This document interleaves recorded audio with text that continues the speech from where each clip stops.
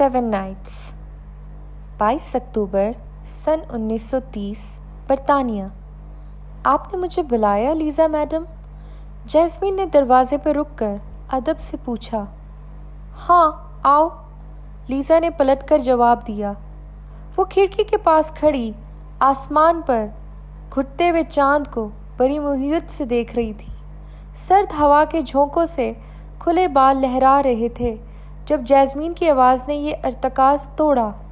वो कमरे में दाखिल होकर एक जगह अदब से खड़ी हो गई थी, जैसे अगले हुक्म की मुंतज़िर हो। यहाँ बैठो जैस्मीन, लीज़ा ने आतिशदां के ऐन सामने रखे 2 सिंगल सोफ़े के जानिब इशारा किया। वो हुक्म बजलाते हुए इनमें से एक पर बैठ गई। सफ़ेद नाइट गाउन पहने लीज़ा भी इसके मुकाबिल टांग पे टांग रखे बैठी। कुछ कहने के बजाय वो बगौर जैस्मीन को देखने लगी। जैस्मीन एक 26 साला पुरकशिश लड़की थी जिसने इस वक्त मुलाजिमीन का मखसूस सुर्ख स्कर्ट पहना हुआ था और भूरे बालों को हेयर बू के मदद से बांध रखा था। आतिशदान के नारंगी अक्स के बायस नकूश मज़ीद दिलकश लग रहे थे। यही नारंगी अक्स लीज़ा के खूबसूरत चेहरे पर भी पड़ रहा था, जिसकी ताजगी देखकर कोई नहीं कह सकता था कि वो एक 35 साला शादीशुदा औरत और एक बच्चे की माँ है।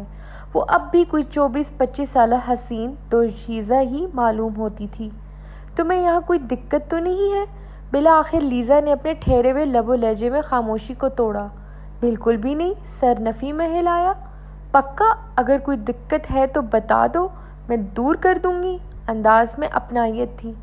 नहीं नहीं मैडम, आपने मुझे बेसहारा को अपने घर में पनाह और मुलाजमत दी। आपका यही एहसान बहुत है, वरना मेरी सौतेली माँ और भाई ने मेरी ज़िंदगी जहन्नम बनाने में कोई कसर नहीं छोड़ी थी। जल्दी से नफ़ी करते हुए बात के इख्तिताम तक अंदाज में कर्ब घुल गया। तुमने भी तो महज 1 माह में ही इतने अच्छे से मेरा घर संभाल लिया है, वरना इतने मुलाजिमीन के आने और फिर चंद दिन बाद काम छोड़ जाने से मैं तो आजिज़ ही आ गई थी। मिस्टर स्मिथ ने तो मुझसे कह दिया था कि तुम्हारी गजीली तबीयत की वजह से यहाँ कोई मुलाजमा नहीं टिकने वाली, मगर तुमने आकर इन्हें गलत साबित कर दिया। हंसता हुआ अंदाज हल्का फुल्का था। जवाबन वो भी धीरे से मुस्कुराई। आप मेरी मोहसिन हैं, आपका गुस्सा भी मेरी सर आँखों पर, जैस्मीन ने अकीदत से कहा तो लीज़ा को इसके मासूम अदा पर बेहद प्यार आया। काश मेरा भी कोई ऐसा मोहसिन होता जो पलक झपकते मेरी सारी मुश्किलात आसान करने का एहसान कर देता। लीज़ा ने हसरत से आह भरी। जैस्मीन मज़ीद मतवज्जो हुई। आप हुक्म करें मैडम, क्या मैं आपके लिए कुछ कर सकती हूँ? इसने फौरी सीने पे हाथ रखकर अपनी खिदमत पेश की। हाँ, शायद तुम ही कुछ कह सकती हो। अंदाज पुरसोच था। इससे कबल मोतजब सी जैस्मीन कोई सवाल पूछती, लीज़ा अपनी जगह से उठी और राइटिंग टेबल के जानिब बढ़ी जिस पर कैंडल स्टैंड में मोमबत्ती जल रही थी। इसने दराज खोलकर एक लिफाफा निकाला और इसलिए वापस अपनी जगह पर आई, लेकिन बैठी नहीं। जैस्मीन की नज़रों में कहीं सवाल थे। तुमने कभी किसी से मोहब्बत की है जैस्मीन? इसने लिफाफे को देखते हुए गैर मुतवक्को सवाल किया। नहीं, यकलफ्ज़ी जवाब मिला, मगर ज़हन में सवाल बढ़ गए थे। मैंने की है, वो भी तब जब मुझे मोहब्बत लफ्ज़ का मतलब भी मालूम नहीं था। इसकी नज़र होनस लिफाफे पर थी और अंदाज संजीदा था। इसका नाम एडवर्ड है, वो मज़ीद बोली। लीज़ा के मुंह से इसके शौहर स्मिथ के बजाय किसी और का नाम का करारे मोहब्बत जैस्मीन को हैरान कर गया।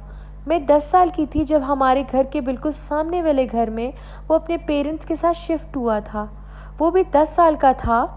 हम दोनों की अच्छी दोस्ती हो गई। फिर 4 साल बाद हमें घर बदलना पड़ा, लेकिन हमने राब्ता फिर भी नहीं तोड़ा। हम खतूत के ज़रिए बातें करते रहे और आज तक करते हैं। लीज़ा के आखिरी जुमले में मोहब्बत उमड़ आई और जैस्मीन की आंखों में हैरत। तो आप लोगों ने शादी क्यों नहीं की? वो खुद को पूछने से रोक ना सकी। क्योंकि मेरे वालिद राज़ी नहीं थे। अंदाज में बेपनाह खलिश थी। जैस्मीन को अफसोस हुआ। मैं आपकी क्या मदद कर सकती हूँ? اس نے عاجزی سے جاننا چاہا۔ کوئی جواب دینے کے بجائے لیزا نے وہ لفافہ اس کی طرف بڑھایا۔ یہ پڑھو۔ حکم بہت عجیب تھا لیکن اسے بجلانا ہی فرض تھا، لہٰذا لفافے کو تھام کر کھولا۔ اندر سے ایک خط برآمد ہوا جس پر کالی سیاہی سے انگریزی کی خوبصورت لکھائی درج تھی۔ وہ جوں جوں خط پڑھتی گئی اس کے چہرے پر بیک وقت حیرانی اور پریشانی کے رنگ بڑھتے ہی چلے گئے، جیسے کوئی انہونی بات ہو گئی ہو۔ اوہ میرے خدا! جیسمین کے لبوں سے بے ساختہ نکلا اور سر اٹھا کر لیزا کو دیکھا۔ ہاں، ایڈورڈ اس دنیا میں بس چند روز کا مہمان ہے۔ نظریں ملنے پر لیزا رنجیدگی سے گویا ہوئی۔ اس کے لفظ لفظ سے کرب چھلک رہا تھا، اپنے محبوب کو حاصل کیا بنا ہی کھو دینے کا کرب۔ ایڈورڈ کو ایک مہلک بیماری ہو گئی ہے جو دھیرے دھیرے سے کھا رہی ہے۔ وہ اپنی زندگی کے آخری روز میرے ساتھ گزارنے کا طلبگار ہے۔ وہ میرے لیے تڑپ رہا ہے، مجھے بلا رہا ہے، اور میں رسموں کی زنجیر میں ایسی جکڑی ہوئی ہوں کہ اپنے محبوب کے پاس جا کر اپنی چند شامیں بھی نہیں دے سکتی۔ غم و غصے سے روتے ہوئے لیزا نے بے اختیار ہاتھ مار کر پاس ٹیبل پر رکھا کینڈل سٹینڈ گرا دیا، جس سے نہ صرف موم بتیاں بجھی بلکہ لیزا کا ہاتھ بھی زخمی ہو گیا۔ Madam please! جیسمین فوراً پاس آئی اور اسے پکڑ کر صوفے پہ بٹھانے کے بعد خود بھی گھٹنوں کے بل اس کے پیروں کے نزدیک بیٹھ گئی۔ لیزا کے ہاتھ سے نکلتا خون دیکھ کر جیسمین نے فوراً اپنے گاؤن کی جیب سے سفید رومال نکالا اور ہتھیلی پر رکھ کر خون جذب کرنے لگی۔ یہ رومال اس کے والد کی آخری نشانی کے طور پر اسے بے حد عزیز تھا، لہٰذا خون جذب کر کے اس نے رومال واپس رکھ لیا۔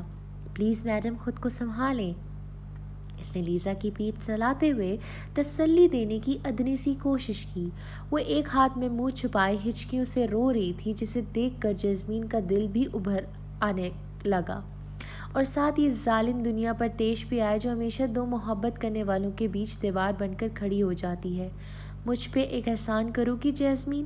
لیزا نے سر اٹھا کر گلوگیر انداز میں پوچھا۔ اس کا خوبصورت چہرہ رونے کے باعث گلابی ہو گیا تھا۔ حکم کیجیے میڈم، وہ دل و جان سے حاضر تھی۔ کیا تم کچھ دنوں کے لیے لیزا بن کر ایڈورڈ کے پاس جا سکتی ہو؟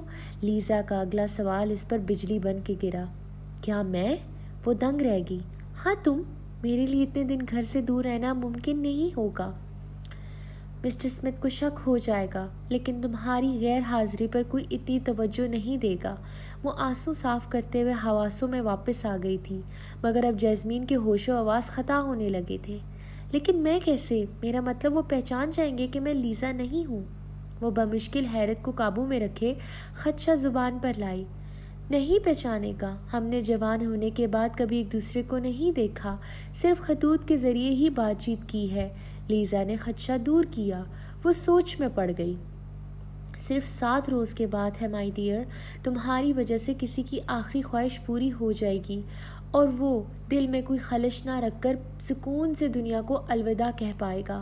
لیزا نے نرمی سے اس کی ٹھوری پکڑ کر اپنی طرف کرتے ہوئے پیار سے التجا کی۔ کیا نہیں تھا لیزا کے انداز میں؟ محبت، تڑپ، التجا، گزارش، امید، جن کے آگے بالآخر جیسمین بے بس ہو گئی۔ 23 اکتوبر سن 1930۔ اگلے روز ہی جیسمین جانے کے لیے تیار تھی۔ لیزا نے سفر کے لیے 2 گھوڑوں والی سیاہ بگی تیار کروا دی تھی، جسے ایک ادھیر عمر کو جوان چلانے والا تھا، اور سفر کیونکہ طویل ہونے کے باعث جیسمین اور کوچوان کے کھانے پینے کے لیے مناسب سامان کا بھی انتظام کر دیا گیا تھا۔ سرخ لانگ کوٹ کے ساتھ سیاہ بوٹس پہنے جیسمین بگی کے جانب آئی، جہاں پہلے سے ایک خادم اس کے لیے دروازے کھولے کھڑا تھا۔ وہ اس میں سوار ہوئی تو خادم نے آہستہ سے دروازہ بند کر دیا۔ جیسمین نے کھڑکی سے جھانکتے ہوئے نظریں اوپر اٹھائی تو مینشن کے اوپری منزل کی کھڑکی پر لیزا کھڑی ملی، جو اسے ہی دیکھ رہی تھی۔ نظریں ملنے پر لیزا نے مشکور مسکراہٹ کے ساتھ سینے پہ ہاتھ رکھا، جیسے اس کا شکریہ ادا کر رہی ہو۔ جواباً جیسمین نے بھی مسکراتے ہوئے دھیرے سے سر ہلایا۔ کوچوان نے گھوڑوں کے لگام سنبھال کر انہیں چلنے کا اندیا دیا تو وہ حرکت میں آ گئے اور بگی چلتی ہوئی اس خوبصورت مینشن کے بڑے سے دروازے سے باہر نکل گئی، جسے نظروں سے اوجھل ہونے تک لیزا دیکھتی رہی۔ 24 اکتوبر سن 1930۔ طویل سفر کے بعد بالآخر جیسمین اپنے منزل پر پہنچ گئی تھی۔ وہ سیٹ سے ٹیک لگائے، آنکھیں بند کیے نیم دراز تھی جب بگی نے حرکت کرنا بند کر دی۔ بگی رکنے کے احساس پر وہ سیدھا ہوئی، کھڑکی کا پردہ ہٹا کر باہر جھانکا ہی تھا کہ دوسری جانب کسی کو بہت قریب کھڑا دیکھ کر ڈر گئی۔ ہم منزل پر پہنچ گئے ہیں میڈم، وہ کوچواں تھا جسے اچانک دیکھ کر وہ گھبرا گئی۔ سانس بحال ہونے پر وہ سر ہلاتی باہر نکلی اور سامنے موجود بڑے سے کیسل کو دیکھ کر محبوط ہو گئی۔ ڈھلتی شام کی نارنجی روشنی میں سرمئی رنگ کا یہ بلند و بالا کیسل بیک وقت پرکشش بھی تھا اور پراسرار بھی۔ گھوڑوں کی آواز پر وہ واپس ہوش میں آئی، گردن موڑی تو دیکھا گھوڑے دوڑتے ہوئے بگی دور لے جا رہی ہیں، جس کا بیگ وہیں پاس زمین پر رکھا ہے۔ جب تک وہ کھوئی رہی، کوچواں اس کا سامان اتار کر چلتا بنا، جس پر غصہ تو آیا لیکن پھر خود ہی سمجھ آ گیا کہ یہاں مزید رک کر وہ کرتا بھی تو کیا۔ جیسمین نے سر جھٹکتے ہوئے بیلٹ سے پکڑ کر بیگ اٹھایا اور اندر کی جانب قدم بڑھائے۔ کیسل کا بڑا سا دروازہ کھلا تھا، جہاں سرمئی اینٹوں سے بنا ایک ٹریک اندر جا رہا تھا۔ وہ سیاہ بوٹس میں مقید قدم اٹھاتی دھیرے دھیرے اس پر چلتی گئی۔ اس کے کھلے بھورے بال اچانک سے تیز ہوا کے جھونکے سے اڑے اور واپس اپنی جگہ پر آ گئے۔ وہ رک کر پل بھر کو پلٹی، مگر کوئی قابل گرفت بات نہ ملنے پر دوبارہ چل پڑی۔ کیسل کا اندرونی دروازہ بھی کھلا، جس کے بیچوں بیچ کھڑی وہ ایک مرتبہ پھر سحر زدہ ہو گئی۔ اس کی چھت اتنی بلند تھی جس کا وہ اندازہ بھی نہیں لگا سکتی تھی، اور وہاں کئی عالیشان جھومر لٹک رہے تھے۔ اوپر اور نیچے بنی بلند و بالا کھڑکیوں کے بند شیشوں پر سورج کی جاتی ہوئی کرنوں کا عکس تھا۔ اس نے اب تک اتنا بڑا، اتنا شاندار، اتنا خاموش کیسل نہیں دیکھا تھا۔ نہ جانے اور کتنی دیر وہ اس کیسل میں کھوئی رہتی اگر سماج سے ٹکرانے والے پیانو کی خوبصورت دھن توجہ نہ کھینچتی۔ یہ آواز کہیں اندر سے آ رہی تھی۔ اس نے بیگ وہیں چھوڑا اور خود اس خوبصورت دھن کے تعاقب میں چل پڑی۔ وہ جیسے جیسے آگے بڑھتی جا رہی تھی، پیانو کی آواز قریب آتی جا رہی تھی۔ وہ ایک عالیشان کمرے کے دروازے پر پہنچ کر رک گئی۔ کمرے کی وسط میں کوئی شخص بیٹھا بڑا سا پیانو بجا رہا تھا، جس کی پشت جیسمین کی جانب تھی۔ پیانو کیز پر حرکت کرتے شخص کے ہاتھ رک گئے اور لبوں پہ پراسرار مسکراہٹ در آئی۔ Welcome to my kingdom darling. اس کی مخمور بھاری آواز جیسمین کے سماعت سے گزر کر سیدھا روح کو چھو گئی۔ وہ کھڑا ہو کر پلٹا تو جیسمین کو لگا اس کا دل دھڑکنا بھول جائے گا۔ اس نے اتنے وجیہ مرد کو کبھی تصور بھی نہیں کیا تھا جو حقیقت میں اس کے سامنے تھا۔ بلیک جینز شرٹ کے اوپر بلیک لانگ کوٹ میں اس کا ایک 6 فٹ قد اور مضبوط چوڑا بدن مزید نمایاں تھا۔ دودھ جیسی بالکل سفید رنگت پر کھڑے نین نقش جیسے کسی مجسمہ ساز نے بڑی فرصت میں تراشے ہوں، اور گہری نیلی آنکھیں جن میں کسی کا بھی دل پل بھر میں ڈوب جائے۔ وہ دھیرے دھیرے قدم اٹھاتا اس کے عین مقابل آ کھڑا ہوا تھا، جو خود سے دراز قد اس خوبصورت شخص کو سر اٹھائے دیکھے جا رہی تھی۔ اس کی گہری نیلی آنکھوں میں بھی دلچسپی سے جیسمین کے دلکش چہرے پر گردش کر رہی تھی۔ خوبصورت، اس کے لبوں سے جیسمین کے لیے لفظ نکلا جو خود پیکرے وجاہت تھا۔ مخمور آواز نے جیسمین کو توڑا ہوش دلایا، جو اس کے سحر میں بری طرح کھو گئی تھی۔ میں لیزا۔ اس نے گڑبڑا کر نظر جھکاتے ہوئے اپنا تعارف دیا۔ جھوٹا تعارف۔ تم نے بلایا تھا نا مجھے، لو میں آ گئی۔ اس نے مزید کہتے ہوئے کوٹ کی جیب سے وہی خط نکالا۔ یہ لیزا نے ہی بطور ثبوت ساتھ لے جانے کو کہا تھا۔ کچھ کہنے کے بجائے ایڈورڈ نے لفافہ لیا اور سرسری انداز میں دیکھا۔ میں کب سے تمہارا انتظار کر رہا تھا۔ وہ اپنی نیلی آنکھوں سے اس کی کتھی آنکھوں میں جھانکنے لگا۔ جانتی ہوں، لیکن تمہیں بھی تو سب معلوم ہے نا میرے بارے میں، اس نے دھیرے سے کہتے ہوئے اپنی شادی شدہ زندگی کی جانب اشارہ کیا۔ وہ خود کو سنبھال کر لیزا کے کردار میں آ چکی تھی، جو اس سے اگلے 7 دن نبھانا تھا، اور لیزا کے لیے کیونکہ ایڈورڈ اجنبی نہیں تھا، اس لیے وہ جھجک کے دائرے سے باہر آ کر نارمل ہو گئی، ورنہ گھبرایا ہوا سحر زدہ انداز اسے شک میں مبتلا کر سکتا تھا۔ جاؤ تھوڑا آرام کر لو، تمہارا کمرہ تیار ہے، ڈنر پر ملتے ہیں۔ ایڈورڈ نے خود ہی بات سمیٹ لی۔ وہ سر ہرا کر جانے لگی۔ مڑی، سنو، پکار پر وہ رک کر پلٹی۔ میری 2 شرائط کیا ہیں؟ ایڈورڈ نے جاننا چاہا۔ پہلی، کوئی سوال نہیں۔ دوسری، پہلی شرط کی پابندی۔ اس نے اطمینان سے جواب دیا۔ حقیقت یہ ایک کوڈ ورڈ تھا جو لیزا نے اسے سکھا دیا تھا۔ جاؤ آرام کرو۔ جواب درست ہونے پر اس نے سنجیدگی سے گرین سگنل دیا تو وہ وہاں سے چل پڑی۔ خط میں ایڈورڈ نے بتایا تھا کہ وہ اس کے لیے پہلی راہداری کا آخری کمرہ تیار کر رہا ہے، اس لیے اس سمے چل پڑی۔ لیزا نے اس ایڈورڈ کے بارے میں ہر چھوٹی بڑی تفصیلی بتا دی تھی جو لیزا کی ہی آواز میں ایک مرتبہ پھر ذہن میں تازہ ہوئی۔ ایڈورڈ کے والدین کو دنیا سے رخصت ہوئے کئی سال گزر گئے ہیں۔ وہ اکیلا رہتا ہے، اسے کسی سے ملنا جلنا پسند نہیں اور سوالات سے نفرت ہے۔ وہ لمبی چوڑی راہداری کا جائزہ لیتی وہاں سے گزرنے لگی۔ بائیں طرف والی دیوار پر خوبصورت اور قیمتی پینٹنگز آویزاں تھیں، جبکہ دائیں طرف بلند و بالا کھڑکیاں تھیں۔ آخری کمرے کے پاس پہنچ کر وہ دروازہ دھکیلتی اندر داخل ہوئی۔ حسب توقع یہ کمرہ اور اس کی ایک ایک چیز بھی زبردست تھی۔ طویل سفر کی تھکن کے باعث شدت سے جی چاہ رہا تھا کہ نرم گرم بستر میں گھس کر دیر تک گہری نیند سو جائے، لیکن بیڈ کے قریب آنے پر وہ تھوڑی متعجب ہوئی۔ بیڈ پر ایک سفید رنگ کا سلک گاؤن رکھا تھا جس کے ساتھ ایک چٹ بھی موجود تھی۔ جیسمین نے چٹ اٹھا کر پڑھی، ڈنر ایٹ 9 PM، یعنی اسے بالواسطہ یہ پیغام دیا گیا ہے ڈنر پہ یہ لباس زیب تن کر آنا ہے۔ انٹرسٹنگ، وہ خود کلامی کرتے ہوئے مسکرائی۔ مقرر وقت پر جیسمین کمرے سے باہر آئی۔ اس نے وہی سلک کا گاؤن پہنا تھا جو اسے دیا گیا تھا۔ اس کے کندھے پہ ٹھہرے باریک سفید سٹریپس نے ڈریس کو سنبھالا ہوا تھا۔ بھورے بال کھلے ہوئے تھے اور اس سادہ مگر خوبصورت لباس میں اس کا سڈول جسم مزید دلکش لگ رہا تھا۔ ہر اٹھتے قدم کے ساتھ گاؤن بھی زمین کو چھوتا اس کے ساتھ چلا آ رہا تھا۔ کیسل میں لگے بڑے بڑے جھومر کی لائٹس روشن کر دی گئی تھیں۔ اب یہ پہلے سے بھی زیادہ سحر انگیز ہو گیا تھا، جہاں ہر طرف گہری خاموشی چھائی ہوئی تھی اور بس جیسمین کی سینڈل کی ٹک ٹک سنائی دے رہی تھی۔ وہ ڈائننگ روم میں پہنچی تو وسط میں ایک لمبی سی ٹیبل اور اس کے گرد کئی کرسیاں نظر آئیں۔ ٹیبل پر مختلف اقسام کے کئی سارے پکوان سجے تھے اور تھوڑے تھوڑے فاصلے سے رکھے کینڈل سٹینڈ پر جلتی موم بتیاں ٹیبل کی خوبصورتی بڑھا رہی تھی۔ سنگل کرسی پر ایڈورڈ اپنی تمام تر وجاہت سنجیدگی کے ساتھ برجمان تھا۔ جیسمین سے نظریں ملتے ہی ایڈورڈ نے آنکھوں سے دوسرے کونے والی سنگل کرسی کی جانب اشارہ کیا۔ وہ اسے وہاں بیٹھنے کا کہہ رہا تھا۔ اشارہ سمجھتے ہوئے وہاں آ کر بیٹھ گئی۔ لمبی سی ٹیبل کے ایک کنارے پر ایڈورڈ موجود تھا اور دوسرے کنارے پہ جیسمین۔ دونوں کے درمیان پہ بڑی سی ٹیبل تھی جس پر سجے کھانے دیکھ کر وہ کافی حیران ہوئی۔ یہ اتنا سب تم نے بنایا ہے؟ وہ پوچھے بغیر نہ رہ سکی۔ ہاں، یک لفظی جواب ملا جو حیرت مزید بڑھا گیا۔ وہ چھری اور کانٹے کی مدد سے اپنی پلیٹ میں موجود کھانا کھانے لگا۔ یہ شاید جیسمین کو اشارہ تھا کہ اب تم بھی چپ چاپ کھانا کھاؤ۔ اس نے مزید کوئی بات کرنے کے بجائے سامنے موجود پلیٹ کا بڑا سا گول ڈھکن ہٹایا تو دل دھک سے رہ گیا۔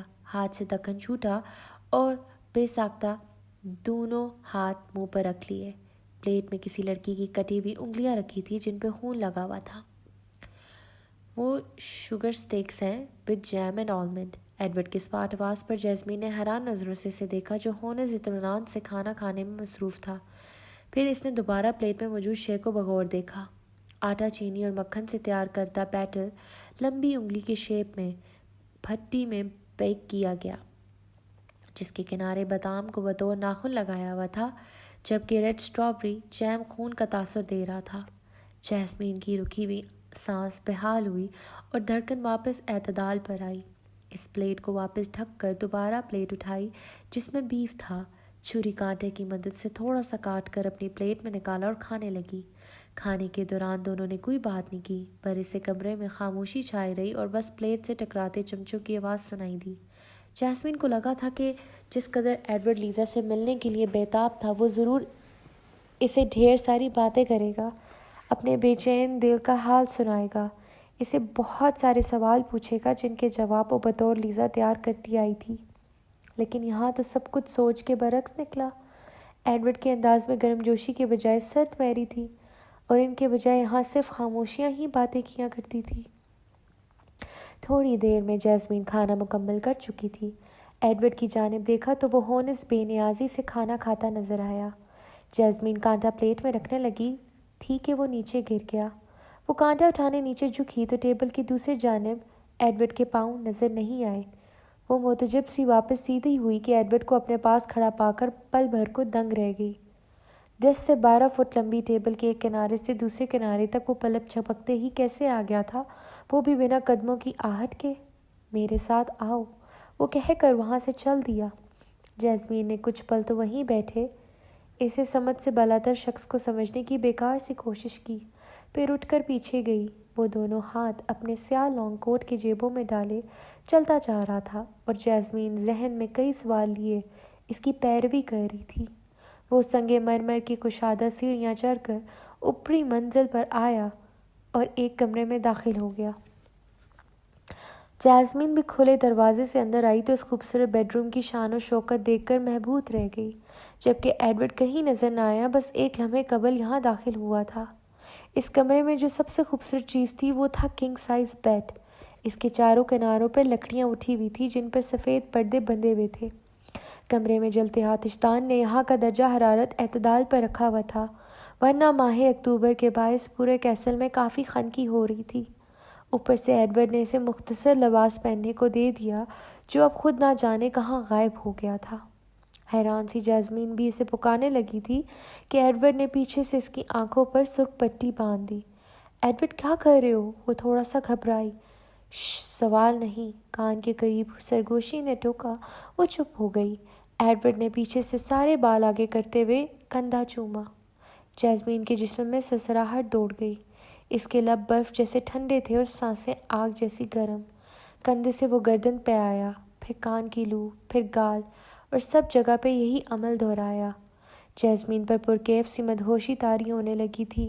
اس نے اپنا سر ایڈورڈ کے شانے سے ٹکاتے ہوئے خود کو پوری طرح اس کے حوالے کر دیا۔ ایڈورڈ نے جھٹکے سے اس کا رخ موڑ کر کمر کے گرد بازو کستے ہوئے خود میں بھیجا۔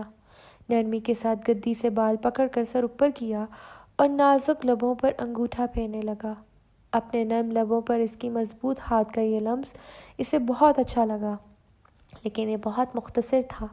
ایڈورڈ نے جلد ہی اپنا ہاتھ اٹھا لیا۔ وہ کہنا چاہتی تھی کہ یہ لمس دوبارہ عنایت کرو، مگر اس سے قبل ہی ایڈورڈ نے اسے ایک نئے احساس سے روشنا کروایا جو اس سے بھی زیادہ خوبصورت تھا۔ وہ تھا لبوں سے لب کو چھونے کا احساس، دہکتی سانسوں کے تبادلے کا احساس۔ جیسمین نے بے اختیار دونوں بازو اس کے گرد لپیٹ لیے۔ کچھ دیر بعد ایڈورڈ نے سانسوں کی الجھی ڈوری الگ کی، ٹھوری کو چمتے ہوئے گردن پہ آئے اور گردن سے کندھے تک کا سفر کیا۔ کندھے پہ ٹھہری ڈریس کی باریک سٹریپس انگلی سے کرا دی جس نے ڈریس کو سنبھالا ہوا تھا۔ سٹریپس ہٹتے ہی سلک کا گاؤن ڈھلک گیا۔ جیسمین کو بیڈ پر لٹا کر وہ خود بھی اس پر جھکا اور ساتھ ہی ہاتھ بڑھا کر بیڈ کے کناروں پہ لگے سفید پردوں کی ڈوری کھینچ دی۔ بیڈ کے چاروں کی طرف پردے گر گئے۔ جیسمین آنکھوں پر بندھی سرخ پٹی کے باعث اسے دیکھ نہیں سکتی تھی اور دیکھنے کا ہوش بھی نہیں تھا۔ ایڈورڈ کی قربت اور لمس نے اس آخری خمار کی اعلیٰ ترین منزل پر پہنچا دیا تھا جسے ایڈورڈ کا جنونی انداز میں بوسو کنار کرنا ایک عجیب لطف دے رہا تھا۔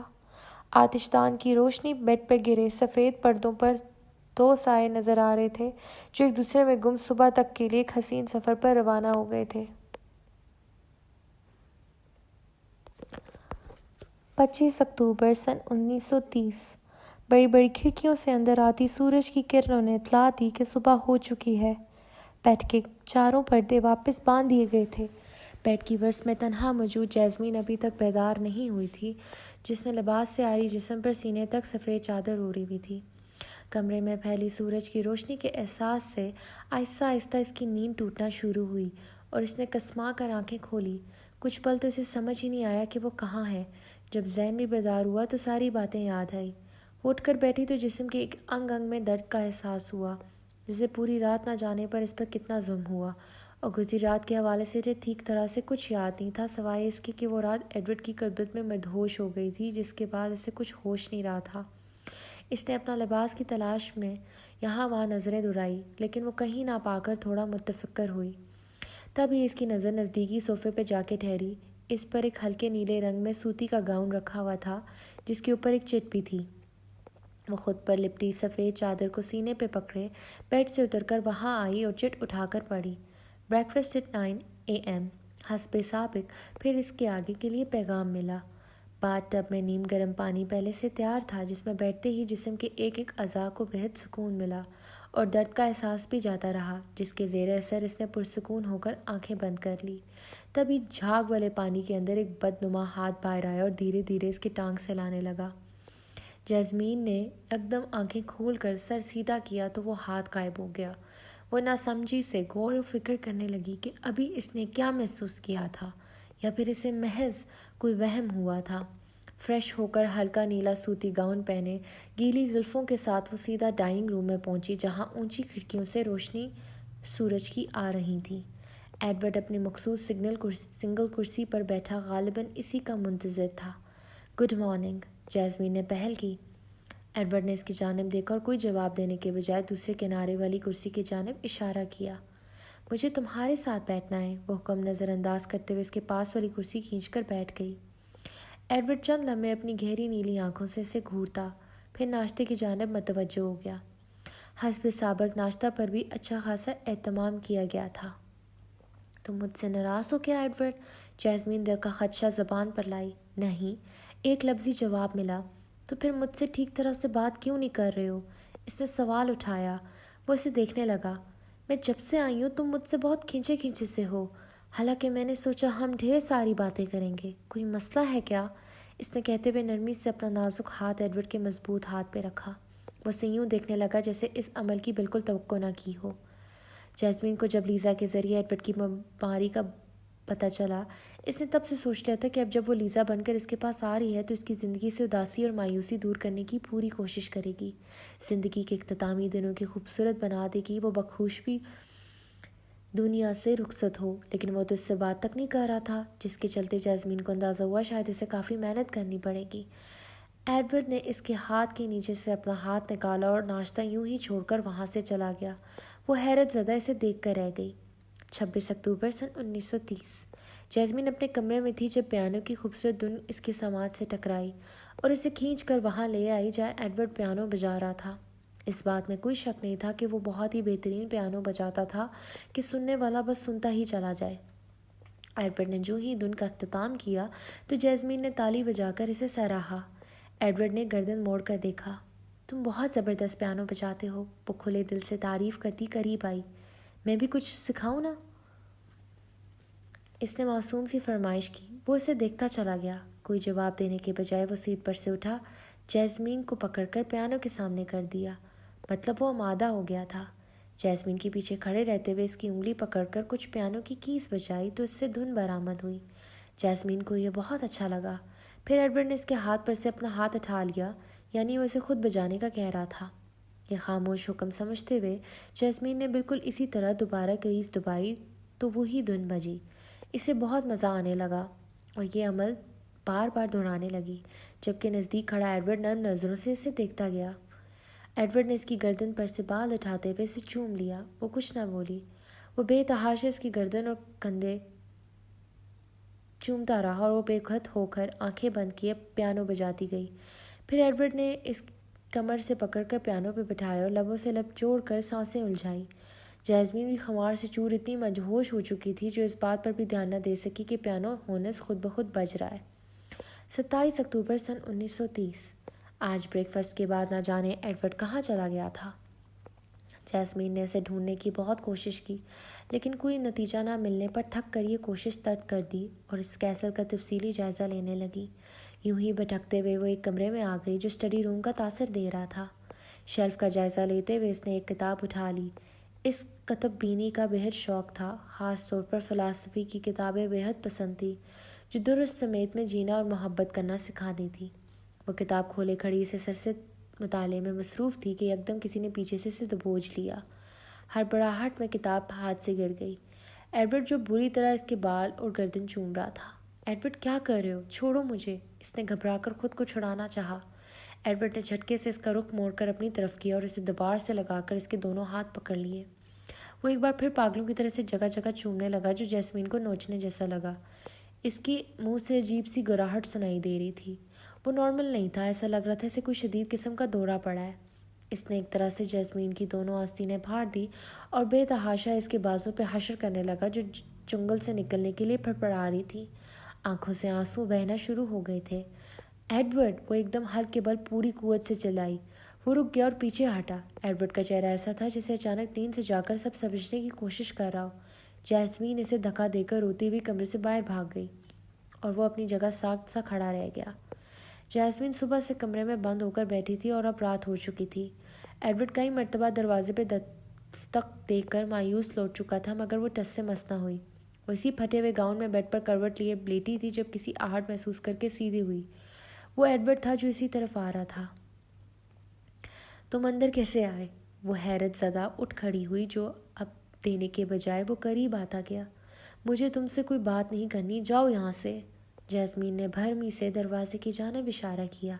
اس کا غصہ خاطر میں نہ لاتے ہوئے ایڈورڈ نے ہاتھ سے پکڑ کر اسے قریب کھینچا اور کمر کے گرد بازو کستے ہوئے لبوں سے لبوں قید کر لیے۔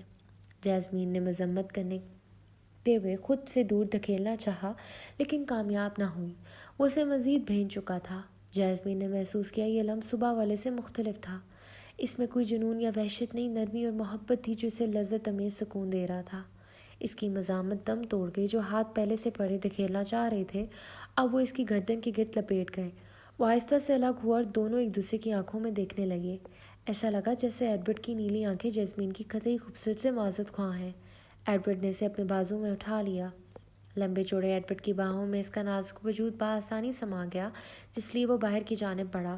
وہ آہستہ آہستہ سیڑھیاں چڑھ کر اوپر والے کمرے میں آ گیا۔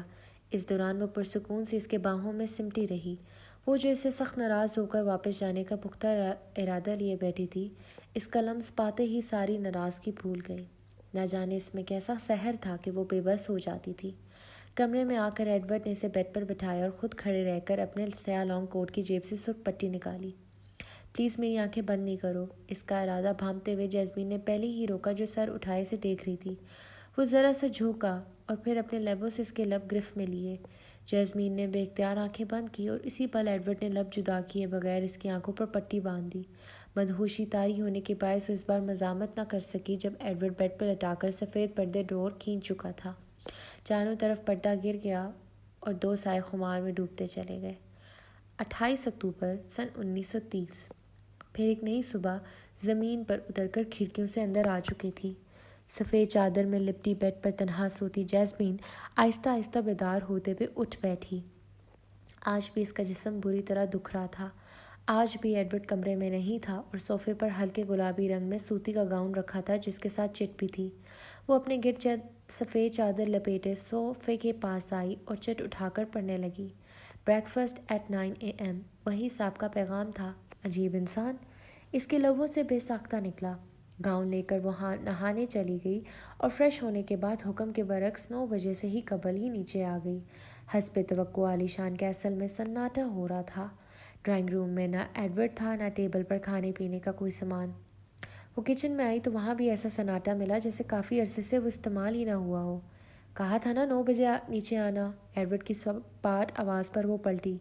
وہ اپنے مخصوص بلیک لانگ کوٹ والے لباس میں سنجیدہ سا تاثرات لیے کھڑا تھا۔ وہ جب سے آئی تھی ایڈورڈ کو اسی حلیے میں دیکھ رہی تھی۔ میں 9 بجے تک کا انتظار نہیں کر سکتی تھی، مجھے تم سے بات کرنی ہے، مجھے میرے سوالوں کا جواب چاہیے۔ وہ بھی گڑبڑائے بنا کہتی اس کی جانب آئی۔ تمہیں سوالوں کی اجازت نہیں ہے، اس نے یاد دلایا، لیکن میں پھر بھی کروں گی اور مجھے جواب بھی چاہیے۔ آخر کیوں تم ہر رات قریب آنے سے پہلے میری آنکھوں پر پٹی باندھ دیتے ہو؟ صبح ہوتے ہی مجھے اکیلا چھوڑ کر کہاں غائب ہو جاتے ہو؟ کبھی کبھی درندوں جیسا برداؤ کیوں کرنے لگتے ہو؟ مجھ سے ٹھیک طرح کھل کر بات کیوں نہیں کرتے؟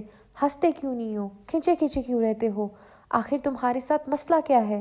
صبر کا پیمانہ لبریز ہونے پر وہ بنا رکتے بولتی گئی جیسے وہ سنتا گیا۔ جواب دو ایڈورڈ۔ جیسمین نے دوبارہ اپنی بات پر زور دار۔ چلو گھوڑ سواری کرنے چلتے ہیں۔